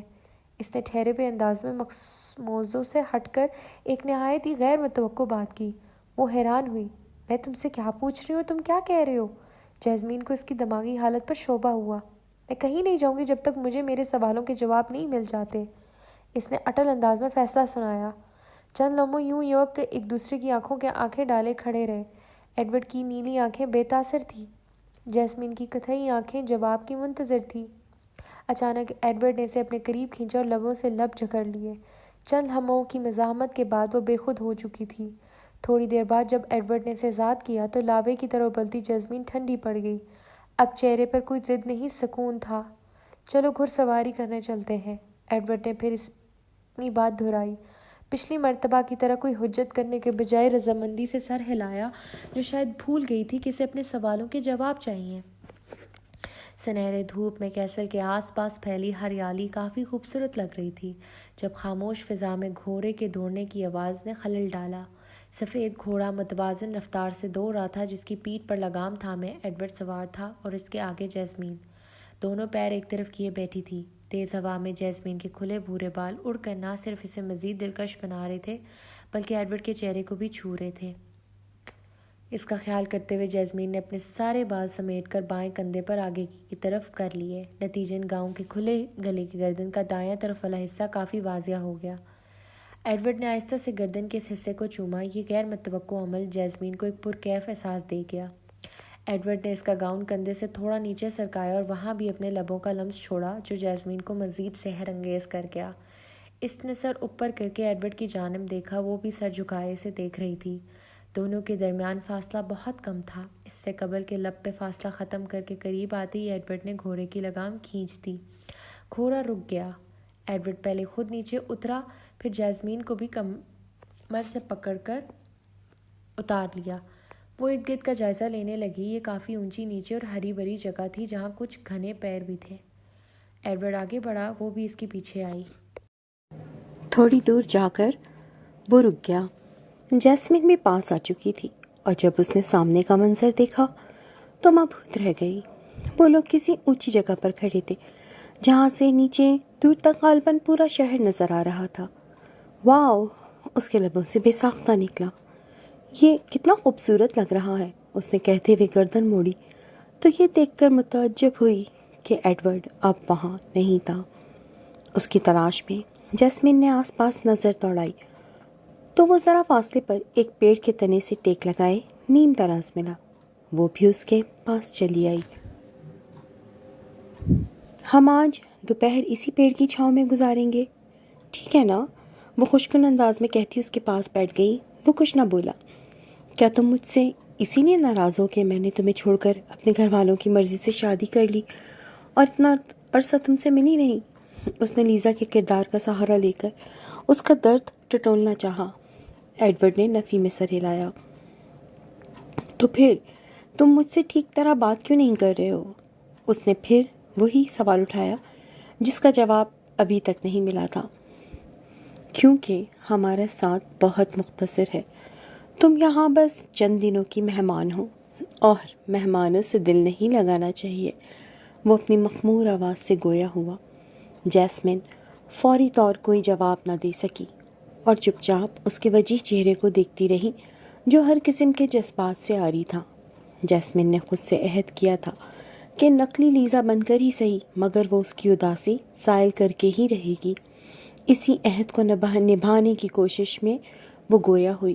دیکھو ایڈورڈ، میں جانتی ہوں زندگی آسان نہیں ہوتی، ہمیں ہر بار اپنی من چاہی مراد نہیں ملا کرتی، لیکن شاید یہی تو زندگی کی خوبصورتی ہے۔ میں نے کہیں سنا تھا کہ اگر سب کچھ مل گیا تو زندگی میں تمنا کس کی کرو گے؟ کچھ ادھوری خواہشیں ہی تو جینے کا مزہ دیتی ہیں۔ وہ اس کے ہاتھ پر ہاتھ رکھے نرمی سے بول رہی تھی اور وہ اسے دیکھے جا رہا تھا۔ ماضی میں ہمیں جو نہیں مل سکا اور مستقبل میں کیا ملے گا اور کیا نہیں، ان فکروں میں الجھ کر ہمیں اپنا حال اداس نہیں کرنا چاہیے۔ ماضی کے ملال اور مستقبل کے خدشے چھوڑ کر بس آج اور ابھی میں جی کر تو دیکھو، زندگی خود بخود خوبصورت اور آسان لگنے لگے گی۔ اس کے نرم اور میٹھے انداز میں اتنی سادگی، اتنی اپنائیت تھی کہ ایڈورڈ کو پلک جھپکنا بھی گوارا نہ ہوا اور وہ یکٹک اسے دیکھتا چلا گیا۔ ہاں، میں کچھ دنوں کی مہمان ہوں، پھر میں چلی جاؤں گی، لیکن ہمیں اپنی ہنسی اور خوشی دوسروں سے اس قدر بھی نہیں جوڑنی چاہیے کہ وہ جاتے جاتے ہماری ہنسی خوشی بھی ساتھ لے جائیں۔ ہمیں اپنی ہنسی خوشی کو دوسروں کا محتاج نہیں بنانا چاہیے، ہمیں خوش رہنا چاہیے اپنے ساتھ، وہ بھی اپنے لیے، کیونکہ ہماری محبت کے سب سے زیادہ حقدار ہم خود ہوتے ہیں۔ اس نے ایڈورڈ کی نظر مایوسی سے ہٹا کر امید پر لگانی چاہی۔ دونوں کے بیچ اب خاموشی حائل ہو گئی تھی، بس پیڑ پر موجود چڑیاؤں کی چہچہاہٹ سنائی دے رہی تھی۔ ایڈورڈ نے اپنا ہاتھ آگے بڑھایا جیسے اس کا ہاتھ مانگ رہا ہو۔ جیسمین نے ناسمجھی سے اپنا نرم ہاتھ اس کے مضبوط ہاتھ میں دیا۔ ایڈورڈ نے اسے اپنے پاس کھینچا تو وہ سیدھا سینے پر آ گری، مطلب وہ اسے اپنے سینے پر لٹانا چاہ رہا تھا۔ جیسمین کوئی مزاحمت کرنے کی بجائے اس کے سینے پر سر رکھے پرسکون ہو گئی۔ یہ پوری دوپہر ان دونوں نے اسی پیڑ کی چھاؤں میں ایک دوسرے کے ساتھ گزاری، بنا کچھ بولے، بس ایک دوسرے کی قربت محسوس کرتے ہوئے۔ 29 اکتوبر 1930۔ جیسمین بیڈ پر اوندھی لیٹی کسی کتاب کا مطالعہ کر رہی تھی جب اچانک ایک درد بھری مردانہ چیخ سنائی دی۔ جیسمین بیڈ پر اوندھی لیٹی کسی کتاب کا مطالعہ کر رہی تھی جب اچانک ایک درد بھری مردانہ چیخ سنائی دی۔ وہ بھاگتی ہوئی ایڈورڈ کے کمرے تک پہنچی جس کا دروازہ بند تھا۔ ایڈورڈ، تم ٹھیک تو ہو؟ اس نے دستک دے کر پکارا، لیکن کوئی جواب ملنے کی بجائے اندر سے توڑ پھوڑ اور غراہٹ سنائی دیتی رہی۔ ایڈورڈ، دروازہ کھولو۔ اس کی فکر بڑھنے لگی کہ شاید ایڈورڈ کی طبیعت خراب ہو گئی ہے۔ اچانک دروازہ کھلا اور ایڈورڈ کو دیکھ کر وہ دنگ رہ گئی تھی۔ اس کی نیلی آنکھیں سرخ انگارہ ہو رہی تھیں، بال بکھرے ہوئے تھے اور چہرے پر عجیب سی دہشت تھی۔ ایڈورڈ، وہ ایک پل کے لیے کانپ گئی۔ اس نے یکدم جیسمین کو پکڑ کر اپنے پاس کھینچا اور پاگلوں کی طرح چومنے لگا۔ ایڈورڈ، چھوڑو مجھے، اس نے گھبرا کر دور ہونا چاہا مگر کامیاب نہیں ہوئی۔ ایڈورڈ نے اسے بیڈ پر پٹکا اور گاؤن پھاڑ کر جسم سے جدا کر دیا۔ وہ روتی چیختی اسے روک رہی تھی مگر وہ جنونی ہوا اس کے جسم کو چومنے کی کوشش میں نوچتا گیا۔ وہ عمل جو اس سرگرمی میں راحت و لذت کا باعث ہوتا تھا آج اسے اتنا دردناک لگا کہ اس کی تاب نہ لاتے ہوئے وہ بے ہوش ہو گئی، لیکن وہ اس کی پرواہ کیے بنا اپنی حوث پوری کرتا گیا اور کافی دیر بعد خود بھی مدہوش ہو کر اس کے پہلو میں ایسے گرا جیسے جسم سے جان نکل گئی ہو۔ جیسمین بے ہوش پڑی تھی۔ اوندھے گرے ایڈورڈ کی آنکھیں بھی بند تھیں جو تھوڑی دیر بعد آہستہ آہستہ کھلی اور وہ پہلے کی طرح نارمل ہو کر نیلی ہو چکی تھی۔ وہ اٹھ بیٹھا اور اس طرح جیسمین کو دیکھ رہا تھا جیسے کوئی نہ ہونے والی بات ہو جانے کا ملال کر رہا ہو۔ اس نے جیسمین کو ٹھیک طرح تکیے پر لٹا کر جسم سفید چادر سے ڈھانپا اور ماتھے پر ہاتھ رکھ کر آنکھیں بند کر لیں۔ وہ اس اچانک رونما ہوئے حادثے کی یاد اس کے ذہن سے مٹا رہا تھا۔ تھوڑی دیر میں یہ عمل مکمل ہو گیا۔ ایڈورڈ نے اپنا ہاتھ ہٹایا اور اس کا پھٹا ہوا گاؤن لے کر کمرے سے نکل گیا۔ 30 اکتوبر سن 1930۔ سینڈل پہنے نزاکت سے چلتی جیسمین کا رخ ڈرائنگ روم کی جانب تھا جسے آج ایڈورڈ نے ایک خاص ڈریس زیبتن کرنے کے لیے دی تھی۔ وہ ڈرائنگ روم میں پہنچی جہاں پکوان اور موم بتیوں سے سجی ٹیبل کے گرد ایڈورڈ اسی کا منتظر تھا۔ اس پر نظر پڑتے ہی وہ اسے دیکھتا چلا گیا۔ جیسمین نے سلک کا سرخ گاؤن پہنا ہوا تھا جو سائڈ ہائی سلٹ تھا، یعنی ایک طرف سے کھلا ہوا، جس سے سینڈل میں مقید صاف و ملائم ٹانگ نظر آ رہی تھی۔ ڈیپ نیک سے نکلتی دو باریک ڈوریاں گردن کے پیچھے بندھی ہوئی تھیں جو لباس کو سنبھالنے کا کام کر رہی تھیں۔ آج ایڈورڈ نے اسے کہیں بھی بیٹھنے کے لیے کوئی اشارہ نہیں کیا، یعنی اس کا جہاں دل چاہے وہ بیٹھ سکتی تھی۔ وہ ایڈورڈ کے پاس والی کرسی پر آ بیٹھی۔ دونوں نے ڈنر شروع کیا جس کے دوران کوئی بات نہیں ہوئی، جبکہ آج صبح بیدار ہونے کے بعد سے جیسمین پوری طرح بھول چکی تھی کہ کل رات اس کے ساتھ کیا ہوا تھا۔ تمہیں ڈانس اور میوزک پسند ہے ایڈورڈ؟ جیسمین نے جاننا چاہا جو ڈنر کر چکی تھی۔ نہیں، سپاٹ یک لفظی لفظ ملا۔ کھانا مکمل کر کے ایڈورڈ وہاں سے کہیں چل دیا۔ وہ بھی متعجب سی اس کے پیچھے گئی۔ جیسمین کا خیال تھا کہ وہ بیڈ روم کی طرف جا رہا ہوگا، لیکن وہ نیچے بنے ایک کمرے میں داخل ہو گیا۔ وہ بھی وہاں آئی۔ یہ ایک بڑا سا ہال نما کمرہ تھا جس کے وسط میں عالیشان جھومر لٹک رہا تھا اور ارد گرد کینڈل اسٹینڈ پر کافی ساری موم بتیاں جل رہی تھیں. یہاں بس جھومر اور موم بتیوں کی ہی روشنی تھی. ایڈورڈ نے ایک ٹیبل پر رکھا گراموفون چلایا تو اس سے ایک رومانوی گیت کی خوبصورت دھن سنائی دینے لگی. ایڈورڈ جیسمین کی جانب پلٹا جو حیرانی سے یہ سب دیکھ رہی تھی. اس نے ہاتھ بڑھا کر جیسمین کا ہاتھ مانگا. اس نے ہاتھ تھمایا تو ایڈورڈ نے اسے اپنی جانب کھینچ لیا. وہ اس کی باہوں میں سمٹ آئی. تم نے تو کہا تھا کہ تمہیں میوزک اور ڈانس پسند نہیں. سر اٹھائے آنکھوں میں دیکھتی جیسمین نے دلچسپی سے یاد دلایا. لیکن مجھے تم پسند ہو. کان کے قریب یہ گمبھیر جواب جیسمین کی روح تک کو گدگدا گیا. ایڈورڈ نے دونوں ہاتھ اس کی پتلی کمر کے گرد حائل کیے ہوئے تھے. جیسمین نے دونوں بازو اس کی گردن پر لپیٹے ہوئے تھے اور دونوں ہلکی آواز میں بجتے رومانوی گیت پر دھیرے دھیرے جھوم رہے تھے. گیت سے زیادہ دونوں کو یہ قربت مدہوش کر رہی تھی. ایڈورڈ نے ہائی سلٹ سے نظر آتی جیسمین کی ٹانگ خود سے لگائے ہوئے ہی تھوڑا اوپر اٹھائی اور دوسرے ہاتھ سے کمر پکڑے اسے پیچھے کی طرف جھکاتا اس پر جھکتا چلا گیا. وہ بھی مدہوش سی باہوں میں چور ہوتی چلی گئی جس کی گردن کافی واضح ہو گئی تھی اور بھورے بال نیچے لٹکنے لگے تھے. ایڈورڈ نے گردن کو چوما اور پھر جھٹکے سے واپس سیدھا کھڑا کر لیا. تم بہت خوبصورت ہو، وہ مخمور لہجے میں گویا ہوا. شکر، تمہیں تعریف کرنے کا خیال تو آیا، اس نے شریر سا طنز کیا. ایڈورڈ نے اسے باہوں میں اٹھا کر یکدم زور سے گھمایا تو اس کا گھیردار گاؤن بھی ساتھ گھومتا بہت خوبصورت لگا اور اس سے بھی زیادہ حسین تھی جیسمین کی کھلکھلاتی ہوئی ہنسی. ایڈورڈ ایک جگہ رک گیا لیکن وہ ہنوز اس کی باہوں میں تھی جسے لیے وہ کمرے سے باہر نکلا تھا. اس کا رخ اوپر بیڈ روم کی جانب تھا. کمرے میں لا کر ایڈورڈ نے اسے بیڈ پر بٹھایا اور خود کھڑے رہ کر کوٹ کی جیب سے سرخ پٹی نکالی. آج نہیں ایڈورڈ، وہ فوری نفی کرتی ہوئی اٹھ کھڑی ہوئی. یہ ضروری ہے، انداز سنجیدہ تھا. کیوں ضروری ہے؟ دو بدو سوال آیا. کیونکہ اگر میں نے تمہاری آنکھیں بند نہیں کی تو ہو سکتا ہے تم ڈر جاؤ. اس نے ممکنہ وجہ بتائی. کس سے ڈر جاؤں؟ مجھ سے ڈر جاؤ. محبوب سے بھی بھلا کوئی ڈرتا ہے؟ وہ لہجے میں محبت سموئے کہہ گئی. ایسے دعوے مت کرو جو نبھائے نہ جائیں. ایڈورڈ کے انداز میں دکھ بھری تلخی تھی. یہ دعوے سچے ہیں، تم آزما کر دیکھ لو. اس کا اطمینان بھی ٹس سے مس نہ ہوا. وہ چند لمحے چپ چاپ اس دلکش لڑکی کو دیکھے گیا جس کے انداز میں شرم، وحشت، گھبراہٹ نہیں بلکہ پورا اعتماد محبت تھی جس نے ایڈورڈ کے پتھر جذبات کو ہلنے پر مجبور کر دیا تھا. وہ چند الٹے قدم پیچھے لے کر اپنا سیاہ لانگ کوٹ اتارنے لگا.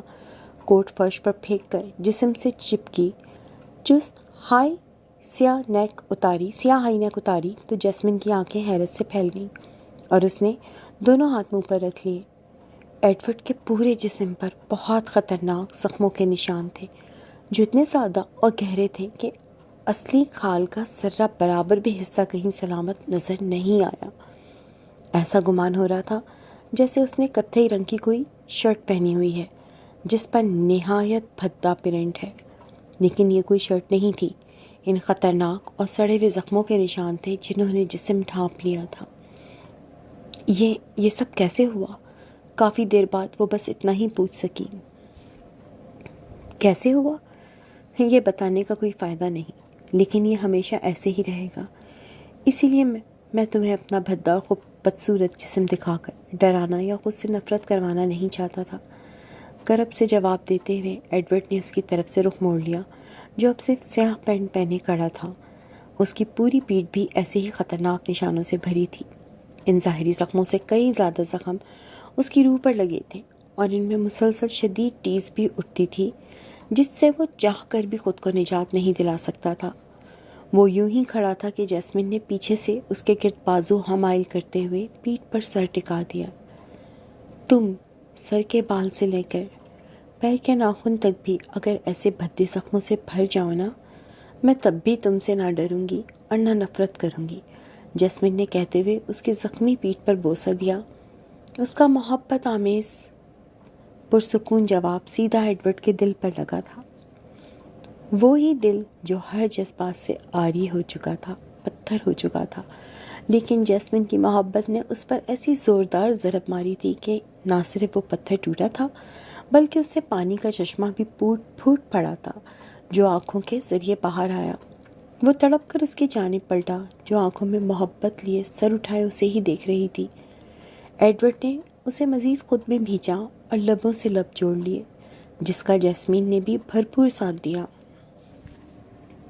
ایڈورڈ کی دھڑکن بہت تیز چل رہی تھی، اس کی بند آنکھوں سے آنسو بہہ رہے تھے اور وہ اسے خود میں بھینچتا ہی چلا جا رہا تھا، جیسے ہمیشہ کے لیے اپنے اندر کی چھپانے کی خواہش میں ہو۔ جیسمین کو اس کے انداز میں عجیب سی تڑپ محسوس ہوئی۔ کچھ دیر بعد جب ایڈورڈ اس سے جدا ہوا تو اس کا پورا چہرہ آنسوؤں سے تر تھا، جو جیسمین کو بھی برا لگا۔ اس نے آہستہ سے آنسو صاف کیے۔ یہاں سے چلی جاؤ جیسمین، چلی جاؤ۔ ایڈورڈ دونوں ہاتھوں میں اس کا چہرہ تھامے دیوانہ وار بولا۔ کہاں چلی جاؤں؟ اس نے بے ساختہ ناسمجھی سے سوال کیا اور عین اسی پل وہ چونکی۔ ایڈورڈ نے اس کا اصلی نام پکارا تھا۔ کہیں بھی جاؤ، لیکن یہاں سے بہت بہت دور چلی جاؤ، اتنی دور کہ لیزا تمہیں دوبارہ ڈھونڈ نہ پائے۔ ایڈورڈ کی اگلی بات اسے صحیح معنوں میں حیران کر گئی تھی۔ مطلب تم مجھے جانتے ہو؟ اس کی حیرت عروج پر تھی۔ ہاں، میں جانتا ہوں کہ تم ایک چھوٹے سے قصبے میں رہنے والی لڑکی جیسمین ہو۔ تمہارا باپ ایک نان بھائی تھا جس کا تم ہاتھ بٹایا کرتی تھی، لیکن اس کی موت کے بعد اپنی سوتیلی ماں اور بھائی کے جبر سے تنگ آ کر تم گھر سے فرار ہوئی اور لیزا سے ٹکرا گئی۔ وہ طرز کھا کر تمہیں اپنے گھر لے آئی اور پھر اپنی مجبوریوں کا رونا رو کر تمہیں اپنے نام نہاد مرتے ہوئے محبوب ایڈورڈ کے پاس 7 راتوں کے لیے لیزا بنا کر بھیج دیا۔ وہ بنا رکے سب بتاتا گیا اور وہ دم سادھے سنتی چلی گئی۔ تم کون ہو اور تمہیں یہ سب کیسے پتا؟ اس کی بے یقین حیرت حد سے سوا ہو چکی تھی۔ میں ان کالی طاقتوں کا ایک غلام قیدی ہوں جو سالوں سے موت کا کھیل کھیلتی آ رہی ہیں، اور اس بار ان کا کھلونا تم ہو جیسمین۔ وہ اس کا چہرہ چھوڑ کر دکھ سے بتاتے ہوئے الجھن مزید بڑھا گیا۔ 15 سال کی عمر میں یتیم ہونے کے بعد جب میں لاوارث در در بھٹک رہا تھا تو ایک شفیق عورت سے جا ملا، لیزا۔ وہ مجھے اپنے گھر لے آئی۔ چند دن پیار محبت سے پیش آنے کے بعد وہ مجھے یہاں لائی اور کہا اب سے میں یہیں رہوں گا۔ اور جب مجھے میرا کام بتایا تو میں ڈر گیا۔ میں نے انکار کر کے بھاگنا چاہا، مگر کچھ اندیکھی کالی طاقتوں کے زور سے اس نے مجھے اپنا قیدی بنا لیا۔ مجھ پر 5 سال تک مسلسل ان شیطانوں کے ذریعے ظلم ہوتا گیا۔ میرے جسم پر یہ نشان انہی زخموں کے ہیں۔ میں نے سوچ لیا تھا کہ مر جاؤں گا مگر اس کی بات نہیں مانوں گا، لیکن اس نے مجھے مرنے ہی نہیں دیا۔ میں روز موت مانگتا تھا اور وہ مجھے اذیت ناک زندگی دیتی تھی۔ بالآخر میری ہمت جواب دے گئی اور میں نے اس کی بات مان لی۔ اس دن سے لے کر آج تک یہاں یہ خونی کھیل جاری ہے۔ اس نے دھیرے دھیرے اپنی آپ بیتی سنائی۔ کون سا خونی کھیل؟ لیزا نے تاعمر جوان اور حسین رہنے کے لیے شیطان سے سودا کیا ہے، ہر سال ایک جوان لڑکی کی بلی کا سودا۔ وہ معصوم بے سہارا لڑکیوں کو ڈھونڈتی ہے، ان کی معلومات حاصل کرتی ہے، اتفاقی ملاقات کا ناٹک کرتی ہے، بہلا پسلا کر پہلے ان کی محسن بنتی ہے اور پھر انہیں ایسے ہی 24 اکتوبر کو یہاں بھیج دیتی ہے جیسے تمہیں بھیجا۔ وہ شیطان پہلے 6 راتوں تک میرے جسم میں آ کر ان لڑکیوں کے ساتھ اپنی حوث پوری کرتا ہے اور پھر 7ویں رات 12 بجتے ہی ہیلووین کے روز ان کی جان لے لیتا ہے۔ اس نے ایک دلسوز سچائی سے پردہ اٹھایا۔ جیسمین کو لگا جیسے ٹھہرے سمندر میں اچانک طوفان آ گیا ہے۔ میں تمہاری آنکھوں پر پٹی اسی لیے باندھتا تھا کیونکہ میں تمہیں اپنے زخم بھی نہیں دکھانا چاہتا تھا، اور وہ روپ بھی جو اس شیطان کے مجھ میں داخل ہونے پر میرا بن جاتا ہے۔ پچھلی 6 راتوں سے میرا صرف جسم تمہارے ساتھ تھا، ورنہ در حقیقت وہ شیطان اپنی حوث پوری کرتا تھا۔ لیکن کل رات جب اس کے حکم پر میں تم تک نہ آیا تو اس نے مجھے اذیت دینا شروع کر دی۔ میری آواز سن کر تم خود دوڑی چلی آئی اور اس نے تمہیں پھر نوچ ڈالا۔ مجھے بندی بنانے کے ساتھ ساتھ اپنا کام کرنے کے لیے کچھ غیر معمولی طاقتیں دی گئی ہیں، جن میں سے ایک ہے یادداشت مٹانا۔ ہر صبح سے پہلے میں تمہاری یادداشت مٹا دیا کرتا تھا، اسی لیے تمہیں رات بھر ہوئے ظلم کے بارے میں یاد نہیں رہتا تھا۔ اسے اب سمجھ آیا کہ کیوں ہر صبح اس کا انگ انگ اتنی بری طرح دکھتا تھا اور کیوں ایڈورڈ کو اچانک وحشیانہ دورے پڑ جاتے تھے۔ آج 30 اکتوبر ہے۔ آج تمہیں یہاں 7 راتیں مکمل ہو گئی ہیں، اور آج وہ اپنی خواہش پوری کرنے نہیں آئے گا، بلکہ کچھ دیر بعد 12 بجتے ہی جب ہیلووین شروع ہوگا تو اسے تمہاری بلی چاہیے ہوگی۔ اسی لیے کہہ رہا ہوں کہ یہاں سے جتنی جلدی ہو سکے چلی جاؤ۔ ایڈورڈ کی زبانی یہ خطرناک انکشاف سن کر اس پہ بجلی ہی تو گر پڑی تھی۔ لیزا میڈم ایسا کیسے کر سکتی ہیں؟ اسے یقین نہ آیا۔ وہ تو اتنی اچھی خاتون ہے، ان کی فیملی ہے، تو پھر یہ سب اس کی کچھ سمجھ میں نہیں آ رہا تھا۔ کون سی فیملی؟ شوہر اسمتھ اور بیٹا جانی؟ کبھی اپنی آنکھوں سے دیکھا ہے انہیں؟ ایڈورڈ کی اگلی بات نے اسے سوچنے پر مجبور کر دیا۔ نہیں، انہوں نے بتایا ان کے شوہر ملک سے باہر ہوتے ہیں اور بیٹا نانی کے گھر چھٹیاں گزارنے گیا ہوا ہے۔ اس نے لیزا کی بات دہرائی۔ جھوٹ بتایا ہے، مرتے محبوب اور جھوٹے خط کی طرح یہ بھی ایک کہانی ہے اپنا مکروہ چہرہ چھپا کر خود کو ایک باوقار عزت دار عورت دکھانے کے لیے۔ وہ کہتے ہوئے ایک طرف گیا اور بیڈ کی سائڈ ٹیبل والی دراز سے کچھ نکالا۔ یہ دیکھو، تم سے پہلے آنے والی 11 لڑکیاں بھی اپنے ساتھ یہی خط لائی تھیں جو لیزا خود اپنے آپ کو لکھتی ہے۔ ایڈورڈ نے کچھ خط بیڈ پر پھینکے۔ وہ حیرت زدہ سی آگے آئی اور ایک ایک کر کے سارے خط دیکھنے لگی۔ 11 کے 11 خطوط میں حرف پر حرف وہی بات لکھی تھی جو جیسمین نے اپنے حصے کے خط میں پڑھی تھی۔ اور یہ رہا تمہارا 12واں خط، ایڈورڈ نے کہتے ہوئے اپنے ہاتھ میں موجود خط دکھایا۔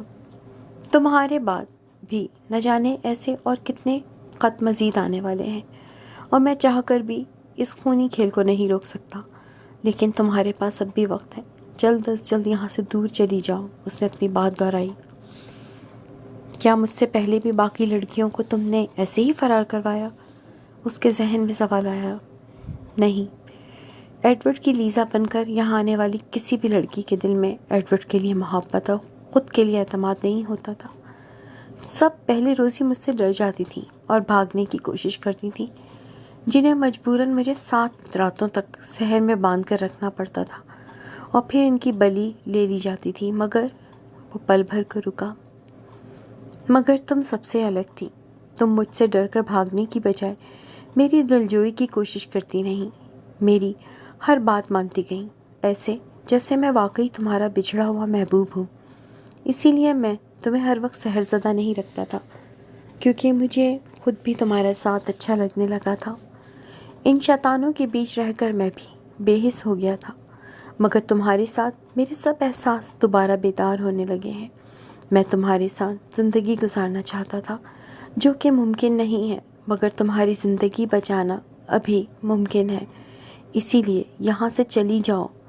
میں تمہاری بلی چڑھتے نہیں دیکھ سکتا۔ اس کے انداز میں بیک وقت دکھ، محبت سب تھا۔ اور اگر میں کہوں کہ مجھے بھی ان کچھ دنوں میں تم سے محبت ہو گئی ہے، میں بھی تمہارے ساتھ جینا چاہتی ہوں، تو وہ جذبات سے مغلوب ہوئی اس کی جانب آئی۔ تو یہ ممکن نہیں ہو پائے گا۔ دکھ سے کہتے وہ اس بات کی خوشی بھی نہ منا پایا کہ اس کے محبوب کو بھی اس سے محبت تھی۔ کیوں ممکن نہیں ہے؟ ہم دونوں ایک ساتھ یہاں سے کہیں بہت دور چلتے ہیں۔ اس نے بےتابی سے حل پیش کیا۔ ایسا نہیں ہو سکتا۔ میں ایک نادیدہ زنجیر سے بندھا ہوا ہوں۔ میری حدود اس جگہ پر آ کر رک جاتی ہیں جہاں پیڑ کی چھاؤں میں ہم نے ایک دوپہر گزاری تھی۔ میں اس سے آگے نہیں بڑھ سکتا۔ بڑھوں گا تو یہ شیطان مجھے واپس کھینچ لے گا، لیکن تم جا سکتی ہو۔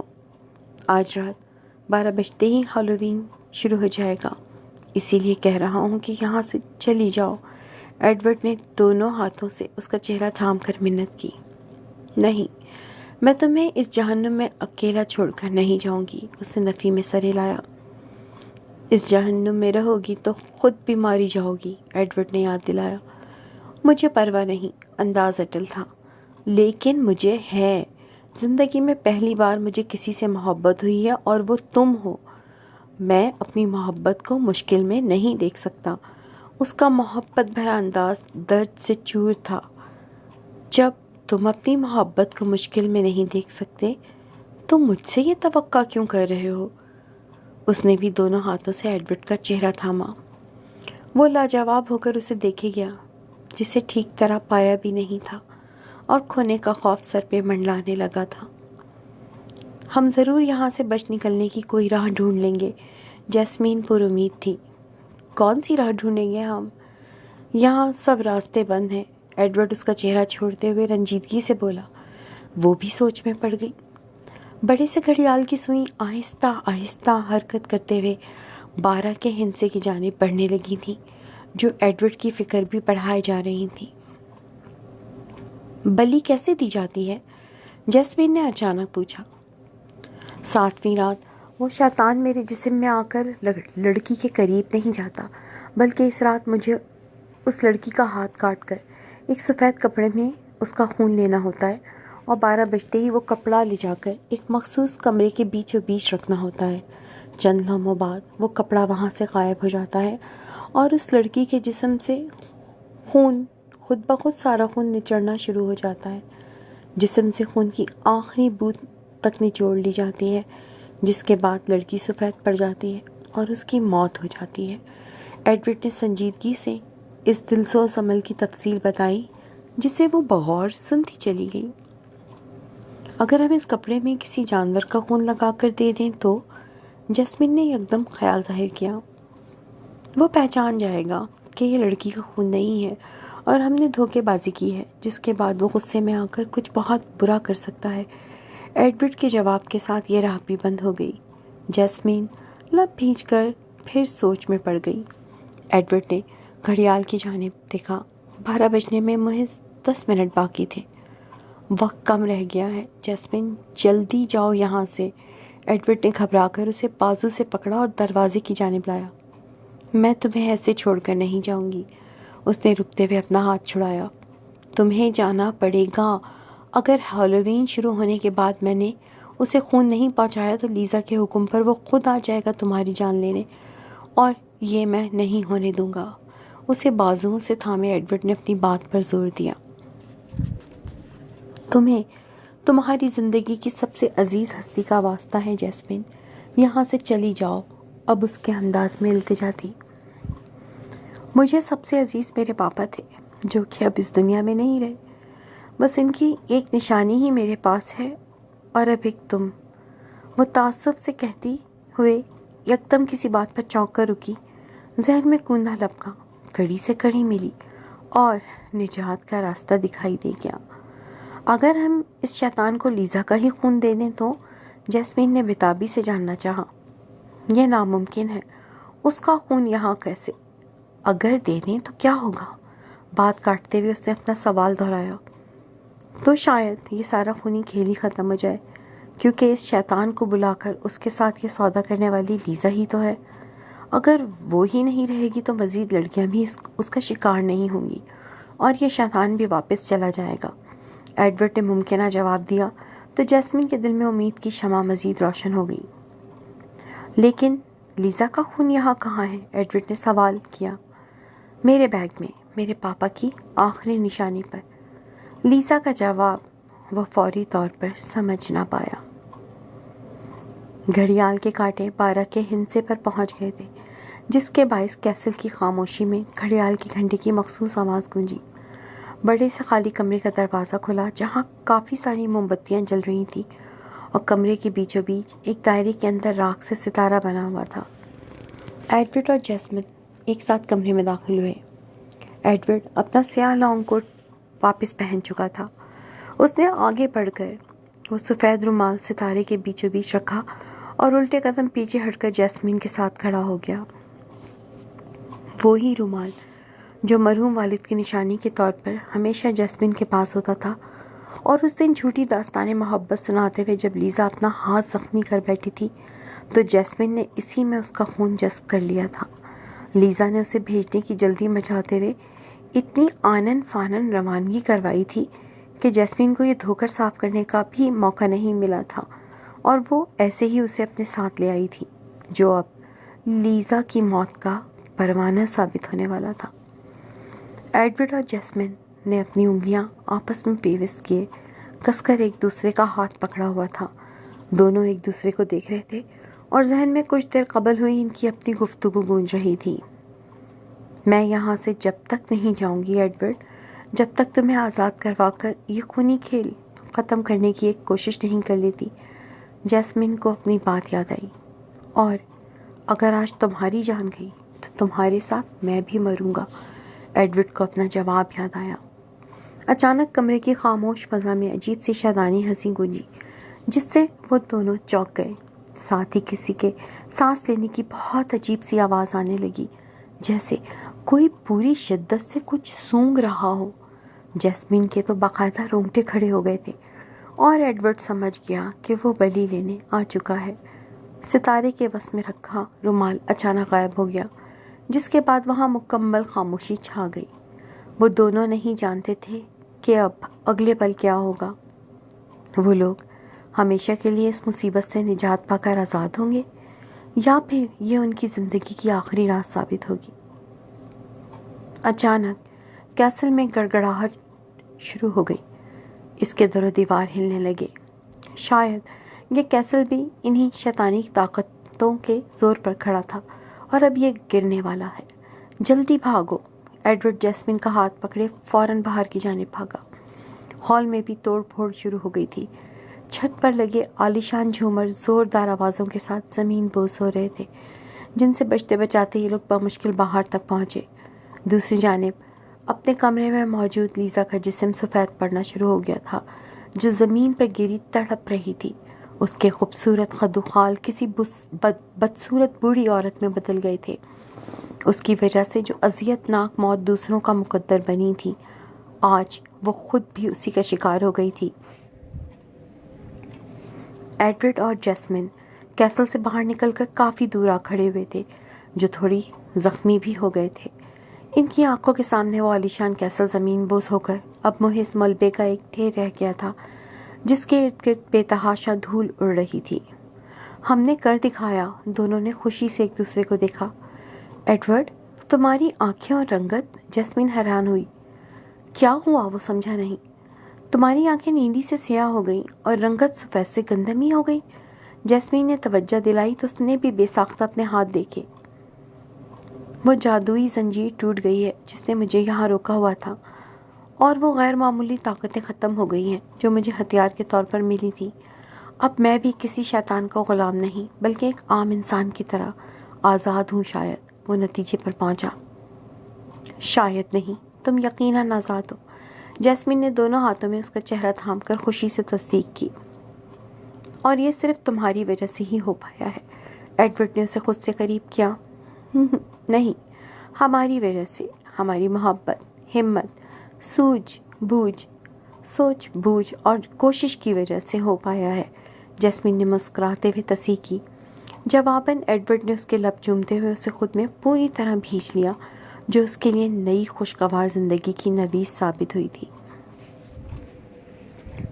1 سال بعد 31 اکتوبر سن 1931۔ ہیلووین سیزن کے آتے ہی اس چھوٹے سے قصبے میں لوگوں نے اپنی اپنی استطاعت کے مطابق تیاریاں شروع کر دی تھیں۔ جہاں اس وقت رات ہو رہی تھی اور لوگوں کی چہل پہل نے خاصی رونق لگائی ہوئی تھی۔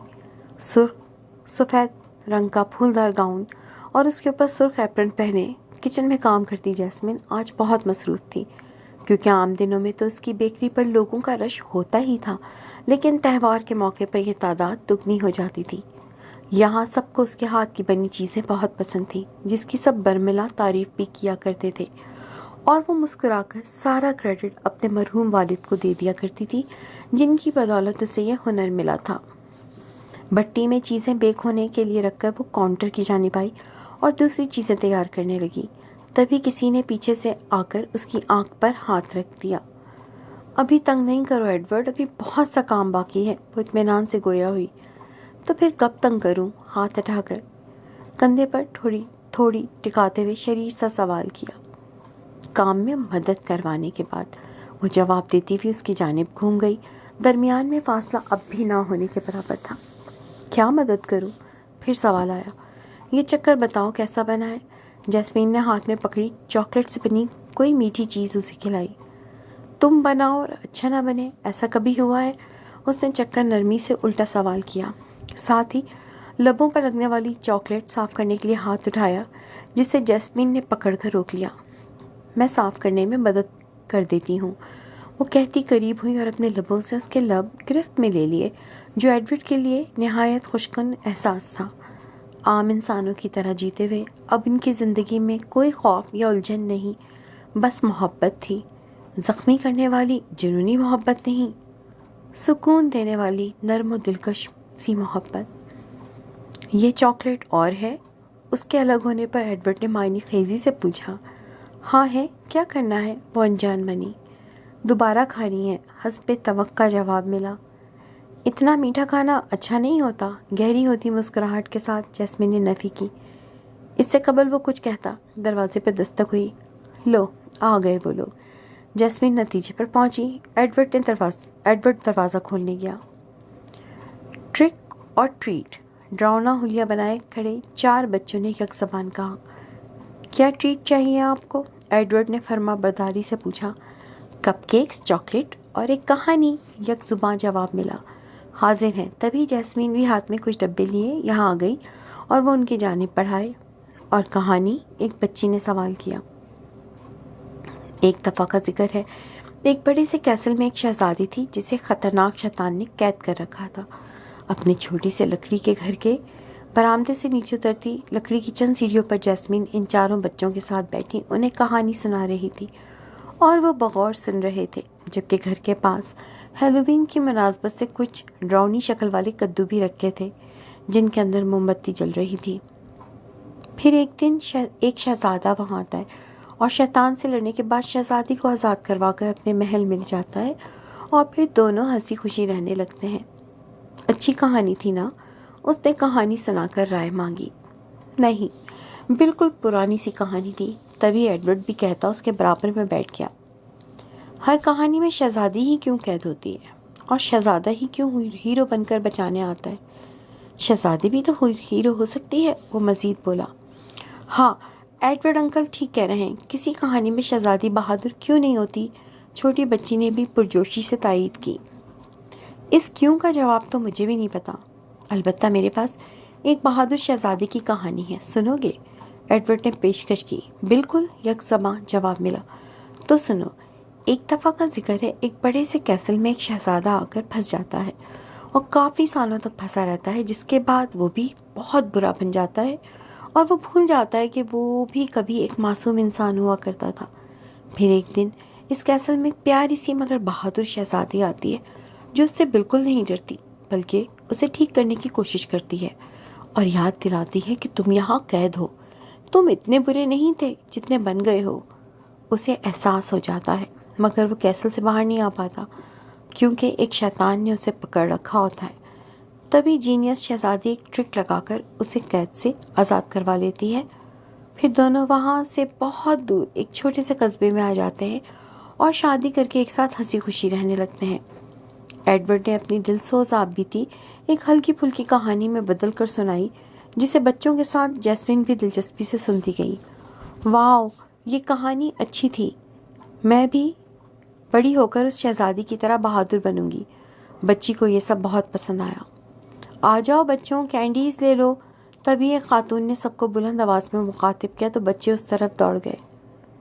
اچھی کہانی تھی، جیسمین مسکرا کر کہتی اٹھنے لگی۔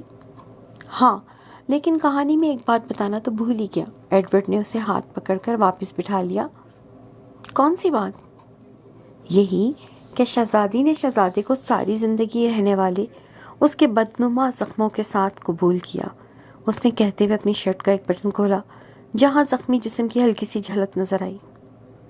یہ بات بس شہزادی اور شہزادے کے درمیان ہی رہنے دو۔ جیسمین نے اس کے سینے سے لگتے ہوئے وہ نظر آتا حصہ چوما۔ جواباً ایڈورڈ نے بھی اسے پوری محبت سے خود میں بھیج لیا، جو اس کے ہر زخم پر مرہم کے جیسی ثابت ہوئی تھی۔ ختم شد۔ امید کرتی ہوں کہانی آپ کو بہت پسند آئی ہوگی. ہماری پوری کوشش ہے کہ آپ کے لیے منفرد، دلچسپ، دنیا کے ہر حصے کی کہانیاں لے کر آئیں اور آپ کی خدمت میں پیش کریں. اگر آپ کو یہ کہانی پسند آئی ہے تو لائک ضرور کیجیے، کمنٹ میں اپنی رائے کا اظہار ضرور کیجیے تاکہ ہم مزید ایسی چھوٹی، مختصر، انٹرسٹنگ سی کہانیاں آپ کے لیے اپلوڈ کریں. نہ صرف انٹرسٹنگ بلکہ مکمل. ٹل دین ٹیک کیئر.